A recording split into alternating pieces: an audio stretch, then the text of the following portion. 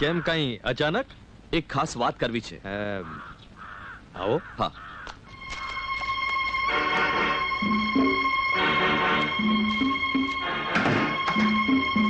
બોલો, શી વાત છે? આ લ્યો ખનખનિયા.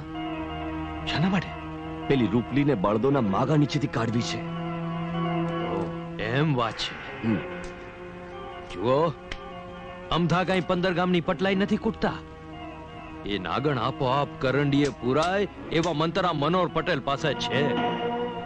જો હવે એક કાંકરે બે પક્ષી પાડું છું. મારે એક ખાસ વાત કરવી છે. હા.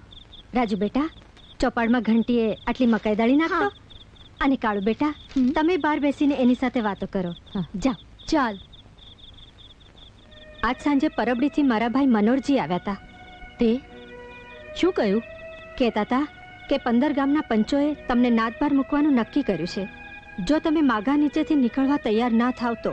તમે આ વેમાં માનો છો? હું રાંડીભાઈ, જમીન જાયદાદ કાંઈ છે નહીં. મનોહરભાઈ મારું પૂરું કરે છે, એ તો તમે જાણો જ છો ને. સમજી. મૂળે મનોહરજી આ વિવાહની વિરુદ્ધ હતા.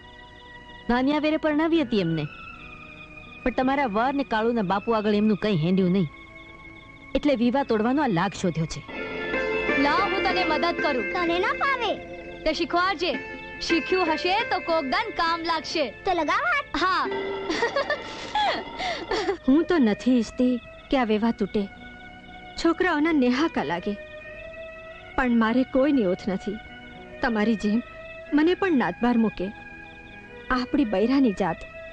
એટલે હળને હાથ પણ ન અડાડી શકીએ? બૈરા જાતનું આવું અપમાન મારે હાથે કરવા કરતા તો થાય છે સીતા માતાની જેમ ધરતીમાં સમાઈ જાઉં કે ચીયું કાઢી નાખું. એવો વિચાર ના કરતા બોન. કાળિયાના સુખ સામે જુઓ. તું આમ મારી સામે ઘંટીએ બેઠી હો ને તો મણ મકાઈ તો ચપટીમાં ભેડી નાખું. એ તો વખત આવે ત્યારે જોયું જશે. લે હેડ ત્યારે. શું કહો છો બોન? જેવી સદગુરુની મરજી. માનવીના હૈયા પર પગ દેવાની તો એક માનવીની ટેવ છે, બાકી ઢોર તો ન ચાલે જ ચક દે છે. તમે ચિંતા ન કરતા બોન. માં હેંડો ત્યારે.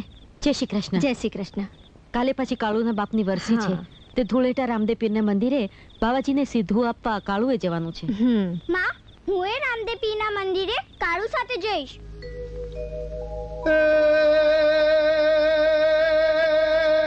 રામા કહું કે રામદેવ,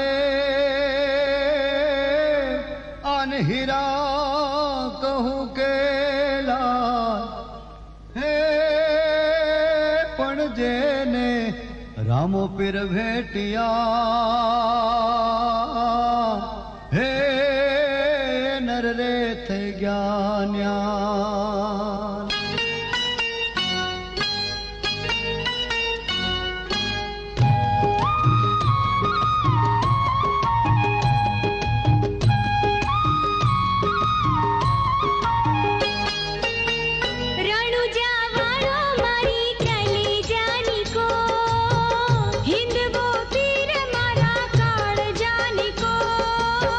ઢોળી ધજા માથે બોલે ઝીણા મોર.